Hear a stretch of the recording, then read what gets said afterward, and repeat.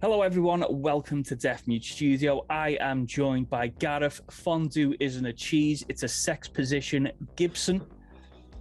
This is 31 Days of Horror.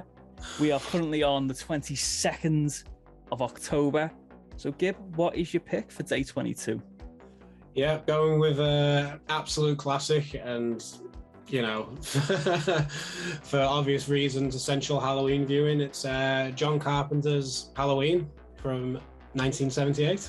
I mean, what's our Halloween movie list without actual Halloween being on it? Yeah, exactly. And it's just, you know, it's it's on TV. It's all time as well around the the spooky season. It was one that it was introduced to me from it being on BBC, you know, every Halloween. And I couldn't even remember an October that's passed where I haven't watched it. Just an absolute bona fide classic, you know, and one of the best examples of, you know, low budget filmmaking as well, you know, becoming it's just becoming such an absolute classic. And and you know, Beth, you know, an iconic slasher villain in Michael Myers, and you know, we're still getting Halloween films now. Yeah. And they're still, you know, fucking making so much money as well, you know, regardless of the quality of them and what you think of them. People still go and see them, me included. Yeah, it's I think I need to rewatch Halloween because I'm a big John Carpenter fan, but I'm not a fan of Halloween. I just when I only watched it when I was 16, 17. Mm-hmm. And I didn't connect to it whatsoever. I didn't get it. So, I mean, I've seen the which remake is it? The first remake or the remake / sequel? So there's Halloween 1978. There's Halloween, Rob Zombie's Halloween 2007, which was a remake. I've seen that. I've seen both of his ones, but and then there's 2018's Halloween, which is just which is a direct sequel. There we go. To John Carpenter film. But it's still annoying me the way it's just called Halloween, because it's so confusing. You've got 3 films called Halloween, and you know the sequel. You know the sequels to this new trilogy. You know, is like there's Halloween Kills, and then the new one's called Halloween Ends. That's fine. So the new one should have been like Halloween. I don't know, fucking. Starts again. Yeah, here we go again, you know. I don't know.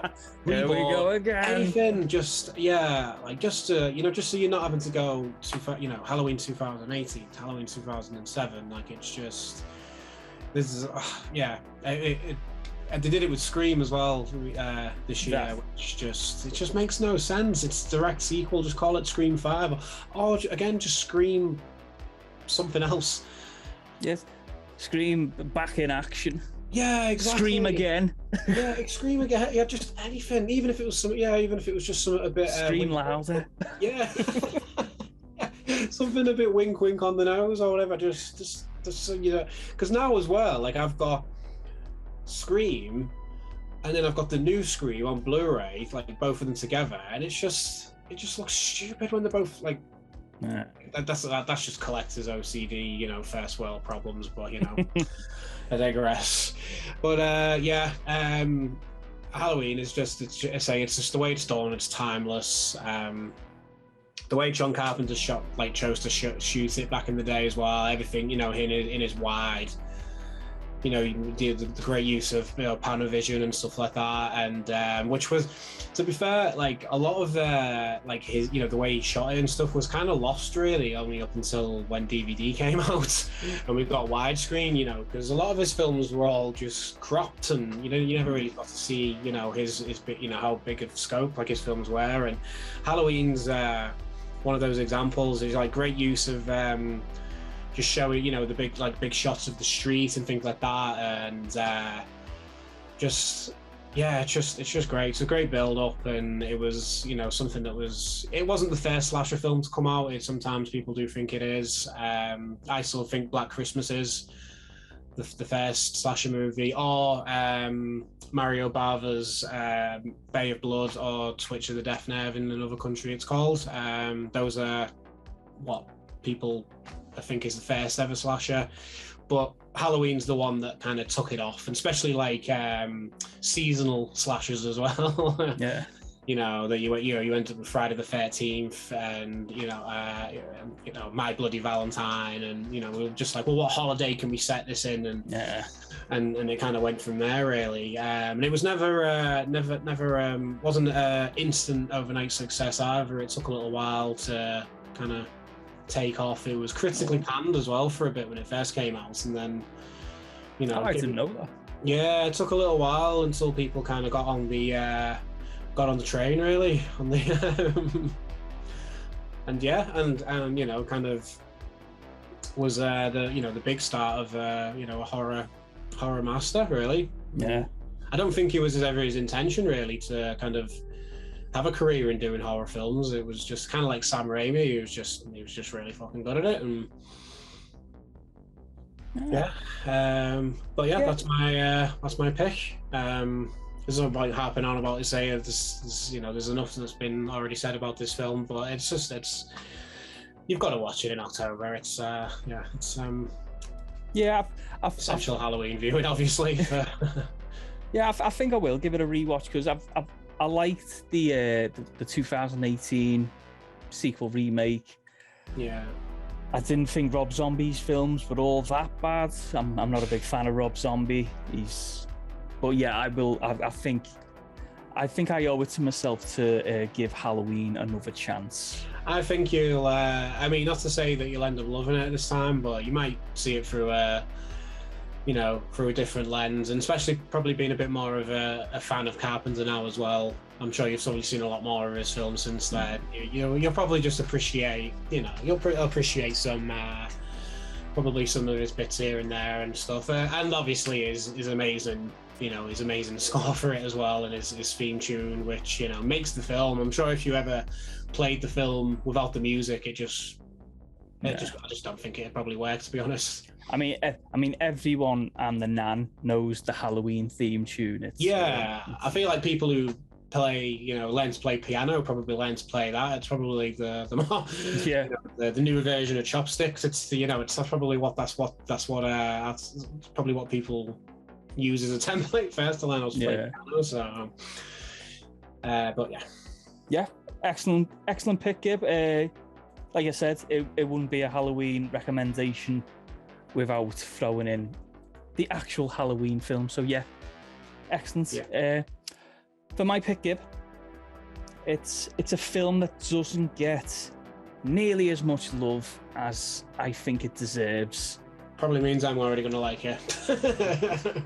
I'm pretty sure you do. It's 1998's Phantoms. Yes, yeah.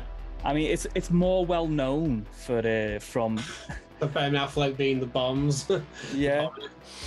From Kevin Smith's, it's Jay and Silent Bob Strike Back, isn't it? Yeah. Ben Affleck, you're the bomb in Phantoms, yo. and doesn't Ben Affleck, as one of the characters, I think he says it as well. I can't remember what bit. Yeah, but I think he says it as well. He's just like, yeah, but Affleck was the bomb in Phantoms, and you're like, word, bitch. yeah. Phantoms is a motherfucker. But yeah, it's a really cool film. I like it. It's based on the novel Phantoms by Dean Koontz, which. Oh right, okay. I did not know that. Which people often relegate to a second-rate Stephen King, but from this film, I absolutely loved it. I mean, the thing that got me hooked in. It's so superficial, Gib. I had leopard geckos as a kid. Right. And when I watched this film, there was a leopard gecko in the film. All right. And I was like, I love this film. There's leopard geckos in it. But then I rewatch it and rewatch it and rewatch it, and I'm like, oh my god, this is a genuinely good film. There's a lot of there was a moment in it. There's an element of like body horror that reminded me of In the Mouth of Madness. Yeah. Oh, okay. Yeah, I can see that. And it's got a great cast. It's got Peter O'Toole, Lev Schreiber, Ben Affleck, obviously. It's got Rose McGowan. Oh yeah, Rose McGowan's in it as well. Yeah, I think it was like I'm sure it was a Dimension film as well. Yes, it was. So it was that kind of the sort of reoccurring actors. Yeah, got around that point, sort of the late '90s horror, sci-fi, and yeah. Well, I've not seen it for a very long time, but I'm pretty sure. Maybe like 2014, 15 when I first started subscribing to Netflix. And I think it was on there, and I was just like, yeah, this is the reason why I want to watch these sort of like old films that like I'm, don't know whether I'd have them in my collection, but then ended up watching it, and I was like, oh yeah, this is so much better than I remember. And I do love those. I love those like mid to late 90s sci-fi horrors, films like Species and Relic and Relic's a shout. Yeah, there's a couple of others as well. I can't like, I'm trying to think. There's a couple of others. They'll come back to me, but there was that sort of little wave of those type of films, and I would put Phantoms in there, to be honest. Yeah, I just think it's so underrated and underwatched. It flew so low under the radar. It might as well have been a stealth submarine. It was it's quite an isolated like setting as well, isn't it, if I remember correctly? Yeah, so basically it's I think it's been a while since I've watched it, but it's Rose McGowan's going back to her hometown, and I think this is how it goes, and she finds the town just absolutely abandoned. Yes, I remember now, yeah. And they don't know what it is, and it's some sort of creature or something like that possesses them or something like that, and the military come in. And I remember it being a very, very strange ending. Right, okay. And I'll have to give it another watch. This will be on my list of to watch this month, definitely. Yeah, I think it helps me the fact that I haven't seen it in a while trying to describe it, because it's... Yeah, anyway, it's on my recommendations. It's definitely definitely worth a watch. I mean, it's Ben Affleck early in his career, I always found quite annoying. Yeah. But this one, he's really good in it. It was before. It was kind of. I feel like it was like a bit before, just before Good Will Hunting, or maybe a little bit after, and he was probably not to the superstar, like Armageddon sort of superstardom that he was at that point. So probably still a bit wet behind the ears, still a bit hungry. Do you know what I mean? So I remember him being pretty cool in it. Yeah, it was surprising at the time. I mean, I think that's where you were the bomb in Phantoms, yo. It's just because he himself didn't get the recognition for his performance in that film. It was it's a really cool film, and I can't recommend it highly enough. No, great shout.